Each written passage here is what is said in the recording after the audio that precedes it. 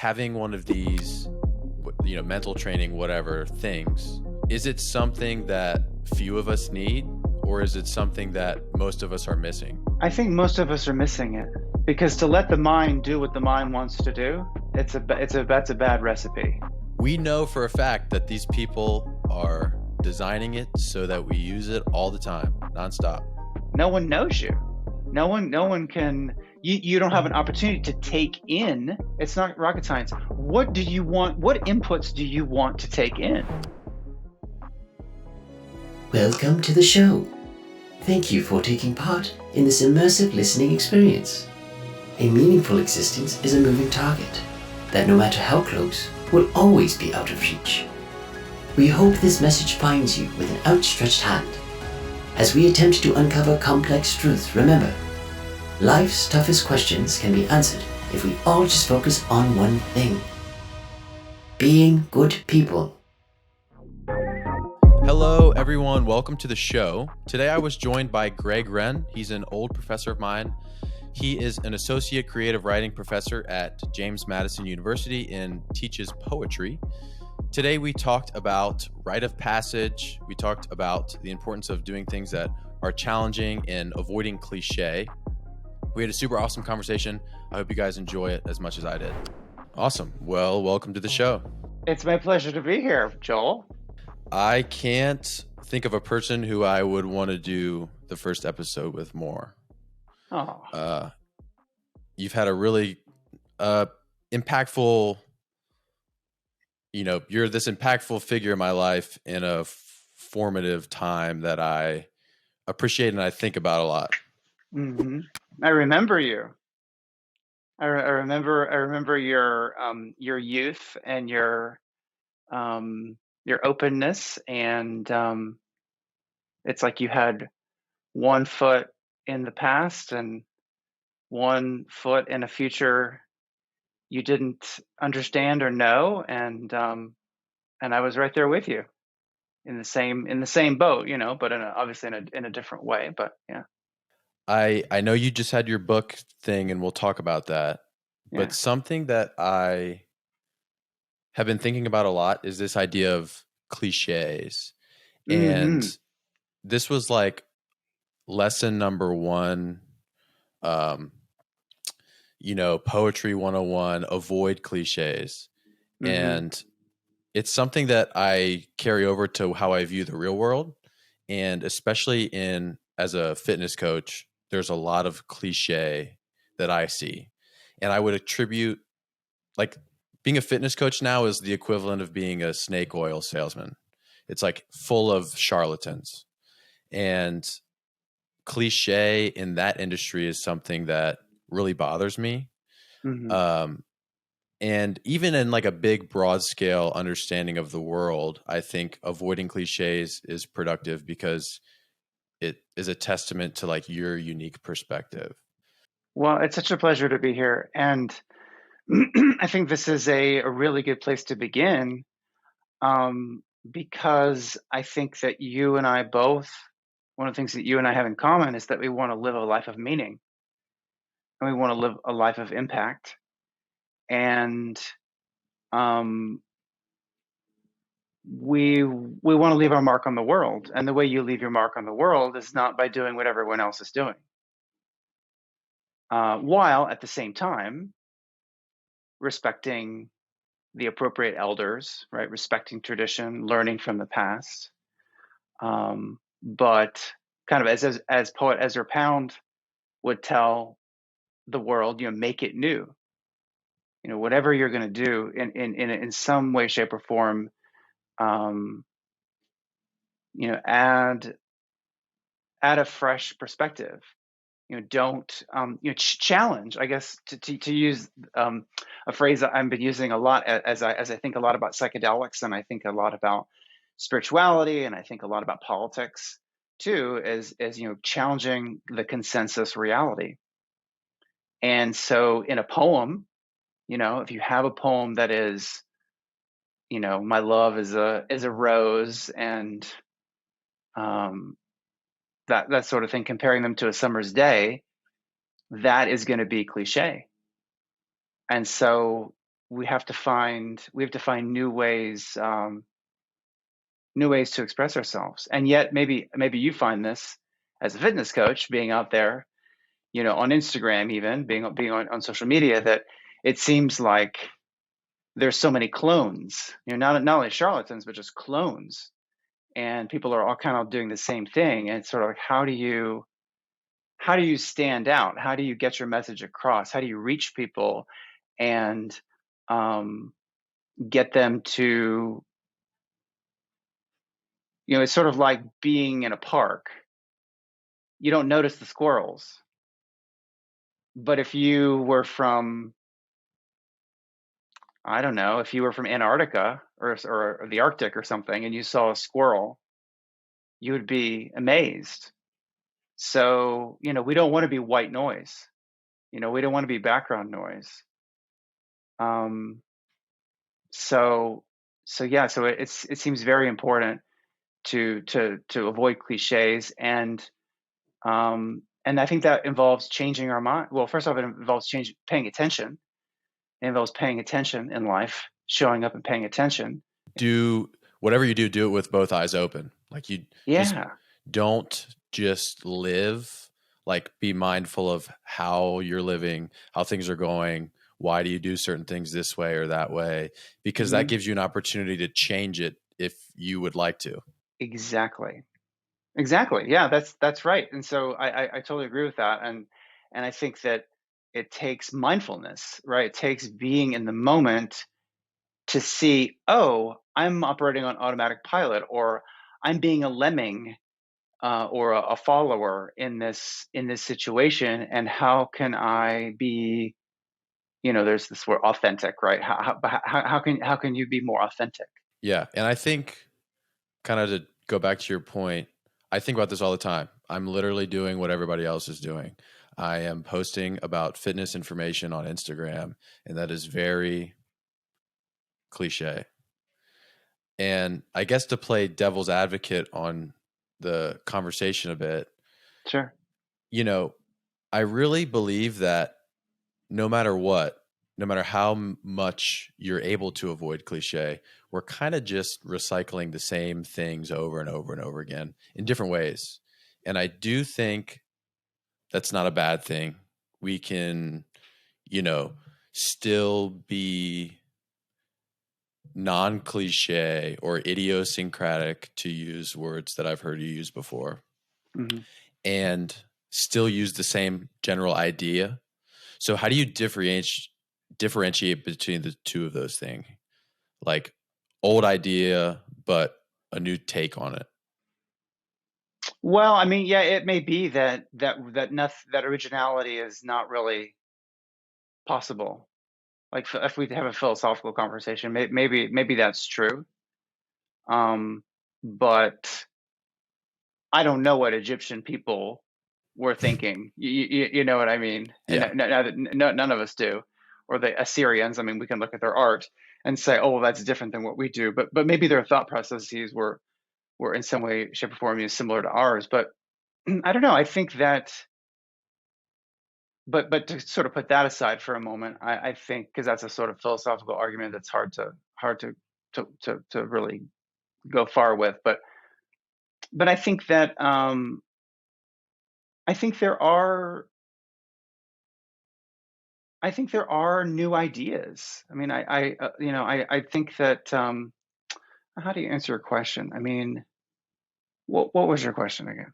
Sorry. It was, how do you differentiate between new ideas and old ones, in terms of like, I'm giving you an old idea that's been around for generations, like the importance of discipline or whatever, but in a new way. How do I get you to think about it differently? What's the difference? I don't always know if we know I don't know if we always know the difference, or even if that can necessarily be articulated, because it's so subjective. But I think that kind of, again, I think it comes back to mindfulness. I think it comes back to, it comes back to noticing conditioning. And, when we notice our conditioning, then by definition, we're in the moment and we can choose something a little different. And you've probably heard, right, as a coach, right, you probably tell your clients about, kind of this difference between stimulus and response, and it's like in that space between stimulus and response, that's where choice comes in. That's where free will comes in. The free will to create something that doesn't seem to be in the tap water. Now, it may actually, in some far-flung corner of the world, someone's probably thinking the same thing, but at least in that moment, it seems like something that's more original. Yeah, I got you.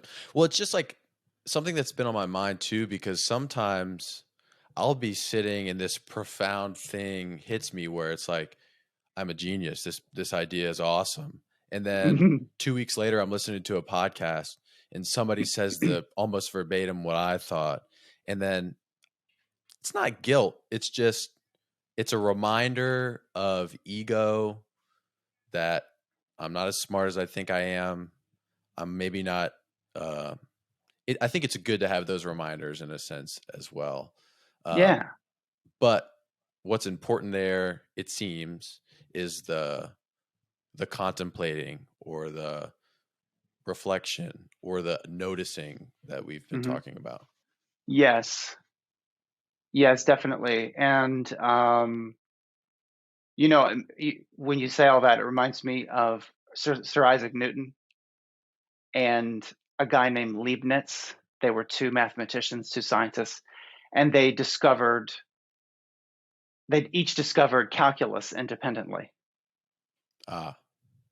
And so I think there's something to be said for the collective unconscious, right? That there's collective consciousness, and that we are almost like a forest, right? Where you have millions of trees that are in connection with one another, with the wood wide web, right? The mycelial networks, allowing them all to communicate. That in some way we may have some kind of mechanism which has not yet been discovered, that where we're all connected, and our thoughts are all connected. And so, you and that other person that you heard 2 weeks after you had your great idea, you may have been tapping into the same source with a capital S. Yeah, I had a calculus teacher in high school that used to say if we met aliens, then math would still be the same, even if the numbers were different, or we do everything in fives, or there's these evens and odds. If that whole thing was different, the basic way the math comes together would be the same, because it's this universal idea. It kind of reminds me too of like a lot of artists will say things. For example, I heard a comedian talk on a podcast recently where he said, I feel like the jokes aren't mine.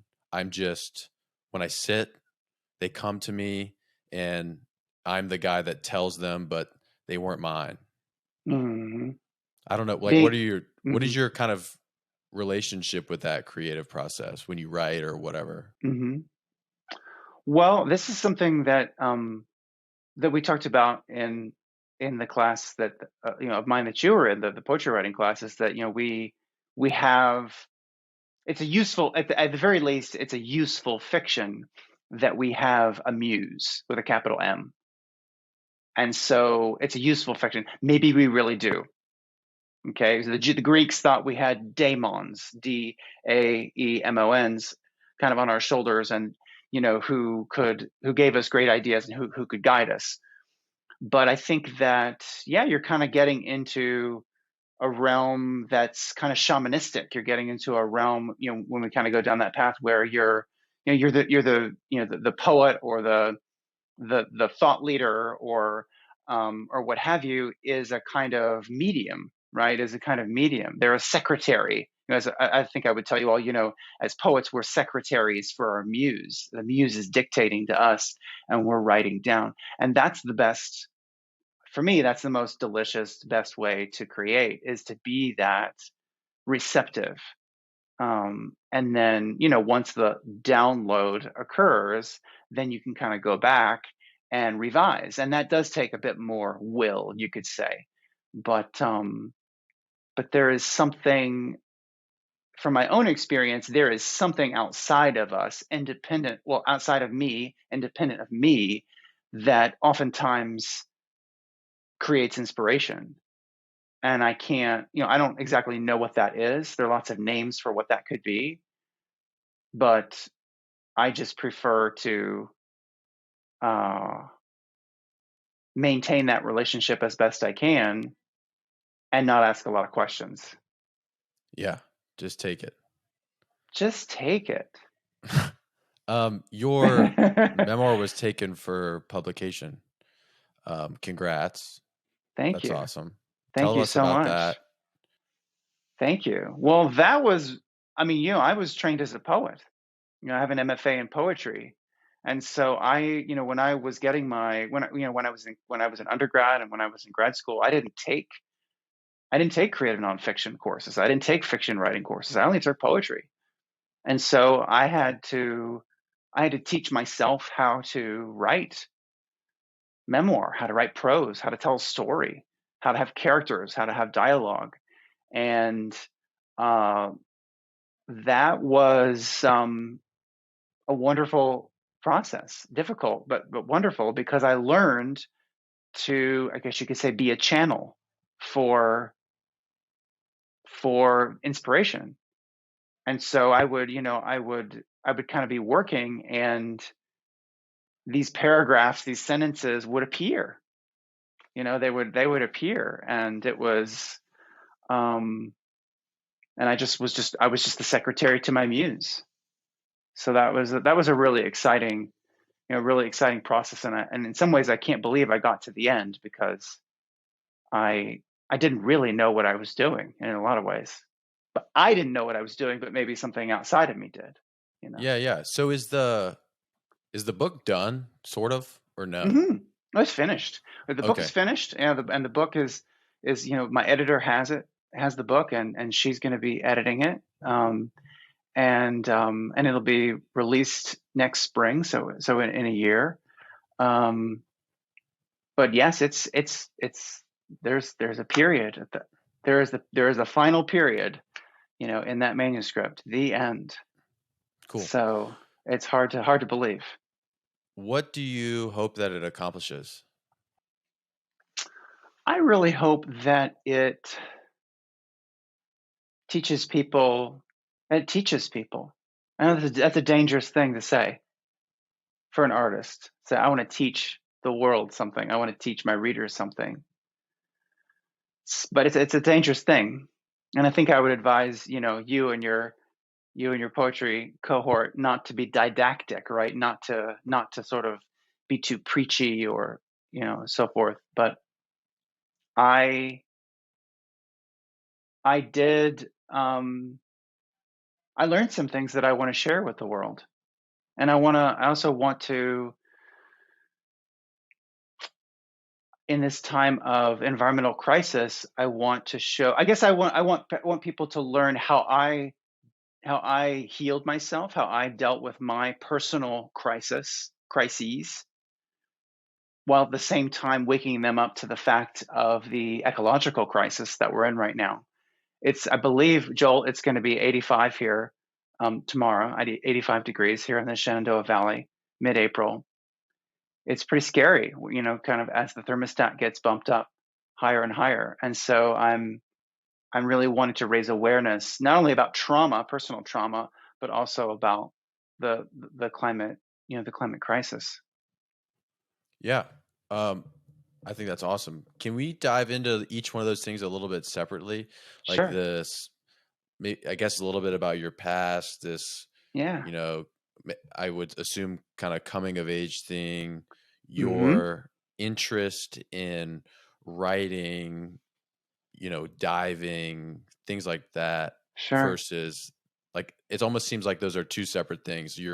As an artist, you have to live the thing, and then the book is like you reporting about it in a way. Is that correct? Exactly. That's right. So I couldn't have written this at 25 or even 30. I'm 43 now, and so I've had to live my life to, because really I was experimenting on myself. I mean, I was experimenting on myself because the mental health, and I know you talk a lot about in your posts, you talk about mental health and well-being, and so um, the mental health system, did not, it just didn't help me. It didn't help me, and so I had to experiment on myself, and and I had to find other modalities. Um, so yeah, so I grew up with a lot of trauma, a lot of abuse, which I won't go into in this forum, but it was pretty terrible, and so to make a long story short, I took up meditation, I took up yoga. When I was 25, I lived at an ashram in India, and I became a certified yoga teacher, although I never really ever taught yoga. And I meditated. I've meditated for 20 years, but none of that really helped. I would see therapists, and I was on antidepressants, but none of those things really quite got at the root of what was bedeviling me. And so I started to go I started to learn to dive. I started to learn to scuba dive. I snorkeled growing up in Florida, but I actually learned to scuba dive. So I could go down as far as 100 feet, under the surface of the ocean, and you can see my jellyfish here. I like jellyfish, even though they sting, but I love the ocean, and so the ocean was a place of healing for me. And then went to a particular place called Raja Ampat. It's an archipelago in Indonesia, a group of islands that shelter some of the most pristine reefs in the world. And there, I lived in villages. I lived I was there by myself. I lived in villages. I slept on a mattress on the ground, and then I have a mosquito net above me. And every day, I would go out diving or snorkeling, and that was kind of my church, and that was my way to um, just learn to slow down and learn to feel beautiful, inside when I felt very, very ugly and very, very dirty. So it was a baptism of sorts, going into the ocean over and over like that, and it had a profound effect on me. Why do those things work?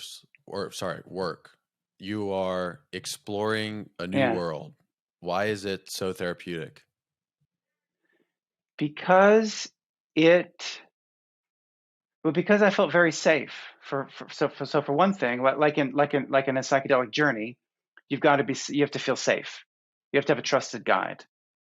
In the ocean, it's the same, or in nature, it's the same. You have to feel safe in order for nature to be this mental health resource. And so, to pay attention, to learn to pay attention, to learn to pay attention to something beautiful, and as you were sort of saying before, with mindfulness, making a choice to let it in, to let that beauty in and internalize it.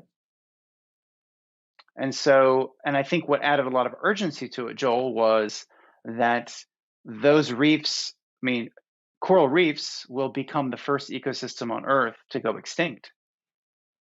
And so when I would go to Raja Ampat, I never knew if when I came back the next year, it would largely be destroyed, dead. I didn't know that. And so there was urgency to pay attention. And in learning to pay attention, I could take it in and I could internalize a lot of great states of mind, like joy, gratitude, safety. And those became part of my being. They became part of my brain. And so it laid a Yeah. foundation for some, for a lot of opening and a lot of awakening, I guess you could say, not awakening with a capital A, but just opening up and just coming out of the trance of life. Do you feel like it is the um sort of when you're in the ocean, are you reflecting on this? Are you present in the ocean? in its reflection afterwards? What is it when you are sort of experiencing this awakening or this realization or whatever? Hmm. When does that happen? It happens when I remember to do it. That's the answer. I think the answer to your question, because right, so the ancient Pali was the ancient language of the Buddha. The ancient Pali word for mindfulness is sati, S-A-T-I, and that means to remember. And so I would, I would, I would, I would have to remember to be awake, to be aware, to be present for the beauty that was in front of me. And it was actually easy to do that there because it was and is so endangered. So it's like you need to show up now for the coral in front of you, for the beauty in front of you, for the manta ray, the sea snake, the shark, what have you. You need to be present for that because it's not going to last long. It's endangered. It's under grave threat. And so that's a little different than walking in the park, trying to be mindful, because we don't assume that the trees in the park are going to fall over the next day. But with coral, bleaching and diseases can sweep through, and an entire area can die. So I think it was that urgency paired with my own years of training with mindfulness and with meditation that enabled me to really make the most of my time there and absorb, internalize, right? Make that beauty and make those good feelings that came up a part of my being, right? Because in my daily life, I felt a lot of shame. I felt a lot of shame. I had suicidal tendencies. And so there, I didn't have that. I got to experience life without that doom and gloom. And that was a huge gift. And I've never forgotten it. And so it was a new reference point for, oh, yeah, I go back to life as usual and I'm miserable, but I remembered the reefs. I remember how I felt. And I said, I don't always have to, I can feel more like that the way I did at the reefs in my daily life. I don't have to travel 10,000 miles for that round trip. I don't have to do that anymore. I can find that here in Virginia or in the United States. And so that can enable me to continue my journey, I guess you could say. There's a parallel there that I see, which is, and I know there's this whole environmental issue that is present here that my comment isn't really addressing. Mm-hmm. It's okay. But it's almost like the fleetingness of this experience that you've had with the coral reefs or whatever. Yeah. That's what life is, and we're here for a very short time and that's it. And no matter how bad you think you don't know what's going to happen, and you should enjoy it to some degree and see the beauty that we all get to experience and have and whatever. And so is it that allowed you to see it similar to what we were talking at the beginning, where these two ideas are underlying the same, but it's expressed a little bit differently, where the coral reef is almost you. Yeah. Yeah, it's me, or it's a metaphor for life, right? And there is beauty. There is so much beauty around us all the time, even here in the boring Shenandoah Valley. Like there's so much beauty, especially now with spring and the blossoms, and there's so many beautiful people, and there's just a lot of beauty. And so, wake up. That's what the coral reefs. The coral reefs were my guru. They said, wake up. Wake up, wake up, wake up. Is it like a rite of passage? Is that different? I don't know. I think it was more kindergarten, frankly. Yeah. I think it was more kindergarten. Like I think it was about reclaiming my innocence and becoming a child again, in a way. Because that's when I first encountered coral reefs, when I was a child in Florida. And so it was a way to kind of re-experience that, but on my own terms. and in a much more directed way, and getting some things, I guess, from the reefs that I didn't get growing up. How do you, I think what you're talking about is something that I've been thinking about a lot recently. And it's that everybody needs something like this. I've run a couple of ultra marathons, and so far in my life, that's my version of the coral reef for you. Oh my gosh. In September, I did 100. Amazing. In 2019, I think I did it when I had your class. I did a 50 miler. And these were ways for me to make sense of the world in the same exact way, where I'm experiencing this sort of profound thing that not many people get the opportunity to do it. And it gives me a thing it's a frame of reference for everything else. Mm-hmm. I'm like, when I was standing at mile 51, overlooking one of the highest points in Virginia at this beautiful valley, and I'm exhausted, I've been running all night. I think about that all the time when I notice that all day today, like I haven't really thought about how I'm doing, or I've just been going through the motions. And it's almost a magnet that pulls me back to how I want to interface with the world. Mm-hmm. Do you think that everybody needs something like that? Do you think that it is dependent on the person? It's diving for you. I guess kind of like, what are your thoughts on that in general? Well, you're talking about mental training. You're talking about mental training. Would you say that's right? To say that you're in the sort of zooming out, that you're talking about mental trainer, mental discipline? It's more than discipline. And I just think that's discipline is this cliche. It's you need to have it. And if I talk to, for example, the clientele that I work with all the time is like 30 to 40-year-old people that don't care about the profoundness of the Shenandoah Valley and, the beauty of exploring the mind in this deep way. And I recognize that. And having one of these, mental training, whatever things, not everybody sees the value in it.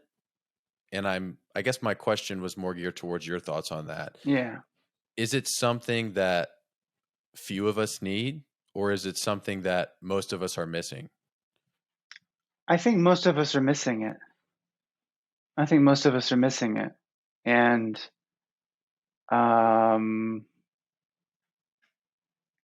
because to let the mind do what the mind wants to do is that's a bad recipe. Yeah. For anybody. It's not freedom. There's not a lot of freedom, and there's not a lot of because it makes me think a lot about what you're saying. Makes me think about technology, and the algorithms that are tailored just to us, that are serving up the video that's meant to cause the most dopamine in our brains to be released. That some of us, too many of us, are spending hours and hours and hours a day taking in media like that, whether it's pictures or videos. And so the computer, then, really, the algorithm is doing the mental training for us, and we're passive, and we're addicted, actually, to that relationship between ourselves and our computer, our smartphone. So you can't, unless you want to give away your freedom, and in that case you are giving away your freedom if you're addicted to your smartphone, then you have to, unless you want to be addicted to that, you've got to take matters into your own hands. And so you have to learn to look away. And this is something I've really struggled with, to be perfectly honest. It's something I've really struggled with in my life is internet addiction. And a lot of people have this. A lot of people A lot of people struggle with it. I know I struggle with it for I'll raise my years. hand and say that I am also addicted. Okay, cool, great. So you know, and so, but I wouldn't say that about myself anymore. Hmm. But all my life, from about age 15 to 40, whatever, I was. And so I was letting someone else train my mind. Hmm. And so, we can talk till our faces are red, white, and blue about reclaiming our freedom in America and religious freedom and this liberty and that liberty. But if a tech company is gets to decide what you think and what you feel, and I should say also what you believe, although a lot of people don't realize that they're creating beliefs in you as well. If you're subjecting yourself to that, you are not free. Yeah, and I think that is that's enough for me to, okay, I'm done. Like, how can I figure out how to get this out of my life? Yes. Because being, I always think about, it's like a stoic thing for sure, but I'm sure this is another one of those ideas that has popped up at various times. It's sort of philosophical in the sense that, like, nobody's free. You're a slave to something, whether it's your job or your family or your kids or whatever. Hmm. You know, you can't live a life that is totally up to you. And when it comes to technology or social media or Instagram, and and that should be enough to be like, I'm done with it. Absolutely. And then to see what's what the mental health problems that it's causing, and people in your generation hurting themselves because they feel like no one loves them. Well, I mean, no one really does. I mean, to be blunt, no one really does love them because they're Yeah. spending so much time by themselves staring at a screen. The good feelings, to take in the joy, to take in the gratitude, to really look people in the eye and have a real conversation. If you're not looking at people in the eye and you're not being touched, really, it comes down to that. Are you making eye contact with people? Are you being touched? Are you in some kind of relationship with people in real time, in real life, not on the internet? If you don't have that, of course you're going to think about hurting yourself. Any mammal in solitary confinement, and that's what it ends up being, that's being subjected to an addictive substance. Think of these pigeons that were given cocaine water, right, in these early experiments. Any creature in those under those circumstances is going to want to end their existence. So it's not rocket science. That's the question we have to ask ourselves. Do we want to look at divisive, violent, sexual imagery all the time? Or do we want to, I don't know, just go look at the clouds, look at Yeah. a Watch a tree, tree. look at a tree, look, to have coffee with a beautiful person, look at them in the Yeah. eye, to hear about what's going on in their lives, tell jokes, enjoy each other's company, read a book with paper pages. All of these things. There's so many things you can do that don't require that you can be intentional about. That you can be intentional about. And let's say you are in prison. Let's say you are in solitary confinement, which is absolutely horrible, right? Let's just say you're in prison. Let's not say solitary confinement, but let's say you are in a situation where you're in quarantine. Let's say even you're just isolated. You're in a bad situation. That's what the imagination is for. The imagination is there. That is your smartphone. That is your Instagram. That is your TikTok. You have the ability to think anything. Anything. You have the ability to imagine anything. And you can imagine hurting your neighbor, or you can imagine helping your neighbor, loving your neighbor. You get to choose. And step number one there is be quiet. Like, Yeah. you can't let the imagination in until it's quiet. Yeah. We're not meant to get the opinion of hundreds and hundreds of maybe thousands of people at once. No. And even to your point earlier, if we are getting validated on social media or whatever, it doesn't do it for us because there's no eye contact. There's nobody's giving you a hug, whatever. The validation isn't even productive validation. No, and you're not, and also you're not in resonance with the other person. And by resonance, it's hard, it's hard to talk about, but when two people are together in the same space and they're connecting and they're co-regulating and they're just sinking in, not making a big deal out of it, not making a project out of it, just sinking in and enjoying their time with each other, then they get into resonance. Their brain waves sync up. There's a there's a kind of mind meld which takes place. And maybe you've experienced that with people. I know I've experienced that with people, but it's elusive these days because it's very hard to be in resonance with someone else when you've been, after you've spent, an hour looking at garbage online that's been upsetting. It's really hard to be in the moment and to activate the parasympathetic nervous system to calm down and to be in resonance. Resonance happens between baby and mother, between baby and father. But these days, mommy's looking at her TikToks while she's breastfeeding. Baby has the phone in its hand. Baby, so this is not good. This is not good. Is it willpower for you? Do you have everything on your phone? You're just like, I'm good now. I've got it under control. Are there things that you do to stay off of Instagram, whatever? Blockers. I give someone else the code to my phone, and I block lots of things. I block, the apps that aren't so good for us. Let's say those 17 plus apps that I used to be very addicted to. Those are blocked. Adult content is blocked on my phone. It's not something that I can easily get around. I mean, you have to. It's like if you and I were 5 years old and we were in a candy store, we couldn't, and it was all you can eat day at the candy store. We couldn't help ourselves. Yeah. And as men, it's like the internet is awash with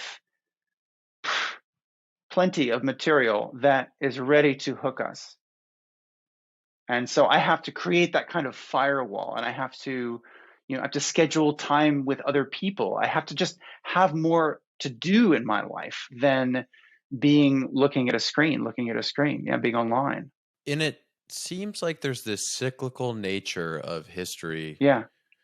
That we are going through a phase where people are realizing that abstaining from things are very valuable. Yes. And there has been a time, and again, over and over again, where it's we indulge, we abstain. We indulge, we abstain. Is that just the natural order of things? Do you think that there's always a balance of it? I can't help but see the things we were just talking about as this indulgent tendency as human beings that we have. Mm-hmm. Are we just going through one of those phases where you and I are saying, no, we need to abstain from it?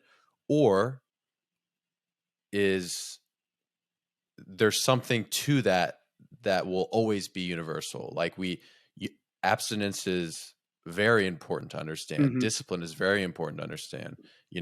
What are your thoughts on that? I think that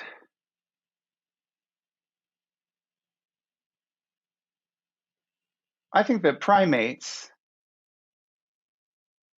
when they have the choice between broccoli and a mango, will always choose the mango. Mangoes are good. They're very, very good, especially if they're peeled for you. Yeah. So I think top 3 favorite fruit for me. Oh, it's so good. And one of the reasons people love it is it's very, very sweet. Yeah. So compared to a cucumber or whatever. So if that's even a fruit, I don't know. But I think anyway. But and the monkey will always eat 5 mangoes instead of eating 1. there's something in us that is, you know, there's something in us just genetically that predisposes us to excess, to indulgence, as you put it. And some people are more prone to it than others. But we are living in very, very abundant times. You and I can get anything we want, basically, from the internet and have it delivered to our door. And we can get any kind of food we want and eat it. And so, I don't know, but you probably track macros, I'm guessing, sometimes. I don't personally. Okay. I have. Okay, me too. I'm not currently doing that. But tracking macros is a way to say no to that excess. And I don't know about you, but when I track my macros and I get to the end of the day and I've gone, I'm over on everything a little bit, I'm still hungry. If I were not tracking my macros, I would have eaten a lot, significantly more than I did. And so it's almost like we need that inner. We have to develop that inner governor,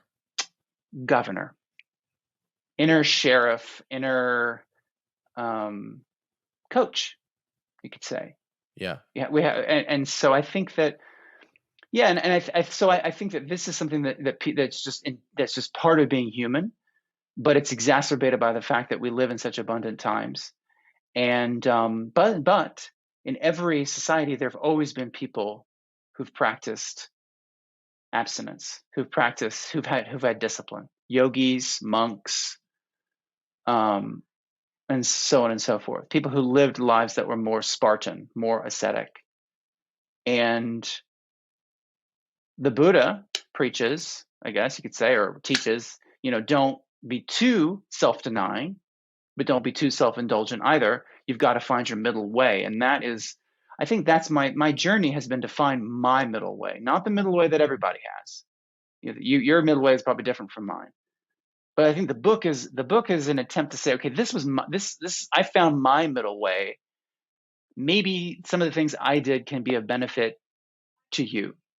But also, we as a species, we as a civilization, have to find our middle way, because we are entirely too self-indulgent. We're using too many resources way too quickly, and we're going to destroy ourselves. We're in the process of destroying ourselves. Is this connected, this kind of like indulgent ideology in a way, connected to the things you worry with, the environmental side of things? Sure. Yeah. So I mean, just that we're generating too much carbon. We're generating too much trash. We're generating, we're creating too much pollution. It's the earth only has, you with the food in your kitchen, Joel, right now, you can serve only so many people lunch. At a certain point, you're going to have to tell the people in line to have lunch at your house, I'm sorry, we're out here. So your home has the ability to feed only so many people in any given moment. And the earth too has a limited amount of water, has a limited amount of resources and food. And so, yes, this what seems like business as usual, right? Sort of capitalism, business as usual, is really a very self-destructive, suicidal path for us, like it or not, right? People can say, "Oh, I don't want you taking away my cheesy poofs and my pizza, or my SUV with silicone testicles hanging off of the back of it," but at a certain point, we have to say no. Personally, we have to say no in our lives to that cookie or that piece of cake or whatever that's just going to send us over the edge, but we also have to learn to say no as a species. And I can't begin to know what that really looks like, because we would rather choose to pull back and be more sustainable rather than be forced to do that. Better to choose than to be forced. Yeah. Most people of any political background would probably be on board with that. You know, what you're saying strikes a lot of chords with me of like, what's the way forward? What are the facts? What do we need to know? Yeah. How do we make adjustments? Mm-hmm. And in part, that's kind of what I hope to accomplish with this podcast is Mm-hmm. not even for anybody else, but for me. Who can I talk to that can help educate me on how to live my day-to-day life, how to think a little bit better, things like that or whatever. And yeah, I know this is like a big sort of bigger problem that you and I can fix sitting here having this conversation right now. And it's good to just start thinking about that sort of thing. It's very good to start talking about it. It's very good to, I mean, you can't really figure out the diet. You can't really figure out you don't know what the medicine should be until you have a diagnosis. And we have to understand, what's happening. And in terms of an addiction, whether it's an addiction to fossil fuels or an addiction to porn or an addiction to food or an addiction to alcohol or drugs or whatever, by definition, and you don't realize something is an addiction until it's too late, meaning it's already done some damage to you, right? You have to know that your life has become unmanageable, and you have to feel the heat. You have to feel the pain of that enslavement to your drug of choice. You have to feel this. You have to feel that suffering in order to know to stop. And that's what I think in terms of our culture, we're waking up to the fact that our addiction to digital technology it's undoing the social fabric. And our addiction to fossil fuels is leading to an environmental crisis from which we may not be able to recover. And so that is, in either case, we're facing, some big threats. And they're not invented, they're not invented. I mean, I think people can argue about it or say that isn't happening. But, the earth only has so many resources. And if you haven't noticed, people really don't like each other. Yeah. And it hasn't always been like that. People can say, oh, there's always been that. No, it's not the same. It's not the same at all. Yeah. It's something new. I think that's sort of the ethos of the show, good people. How do we honor that we are, as human beings, not a disease that has riddled the earth and there's too many of us, but also respect the thing that we live on, make good conscious choices that will allow us to live longer as a individual and species. And it is my belief that underneath all of it is this idea of we just have to be good people. And that means a whole bunch of stuff. And I know we're kind of closing in with time. So I think a good sum up way to finish this thing is, what to you is a good person? That's a great question. I've been watching Mr. Rogers on YouTube recently. You know who Mr. Rogers is? I do, yeah. Okay, just making sure that reference was. I know I'm probably the last. And the only reason I know who Mr. Rogers is because I have older siblings. Got it. Okay. I think that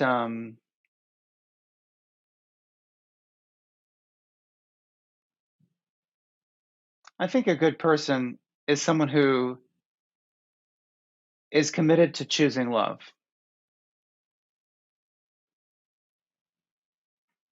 A good person isn't someone who's born loving everyone unconditionally and who just floats through life. Beepy-deepy-deepy-doo. That isn't what a good person is practicing choosing love, because it's at the end of the day, it's a choice to be kind or to not be kind. Now, can we always be kind? No, because we're human. But the choice is always there. That the opportunity to practice when the stimulus comes at us, we always have that second or two or three or half a second to choose what our response is going to be. And so I think for me, someone who is a good person is someone who is aspiring to choose love and who sees it as a choice, and who, I think, related to being a good person is knowing that, or realizing that just because something feels good doesn't make it good. Now, appreciation, gratitude, love, those feel good. So some things that do feel good, sex can feel good, love making can feel good. All those things can be very good things, right? But there are people who also feel good when they hurt other people. There are people who feel good, as they, as they're shooting up with whatever drug they're using. I mean, so feeling good, just because something feels good, that's never a good measure necessarily that something is good, that something is going to promote well-being, that something is going to promote sort of spiritual expansion or growth. And so that takes to know what helps in life, to know what contributions in life help and what contributions hurt. That takes time. If we didn't have good parents who showed us that, we have to really be mindful and see, okay, what I just did promoted well-being. Great. Or what I just did not promote well-being. Oops. We learn from our mistakes. So I think that, and that's where mindfulness comes in again, right? Remembering to pay attention to the ethical kind of reverberations that our thoughts, actions, and words have. That's really, really important. So to aspire to pay attention to one's conduct, to learn from that, and to choose love, I would say that would be, in my eyes, what a good person is. Where can people find more from you if they're interested? Your book, where will all that stuff be? They can find me on Instagram, or they can find me on my website, gregwrenn.com. That's got 2 N's, 1 G on the end, 2 N's on the end of Wrenn, gregwrenn.com. And they might find me hiking around here too. All right. Thank you very much.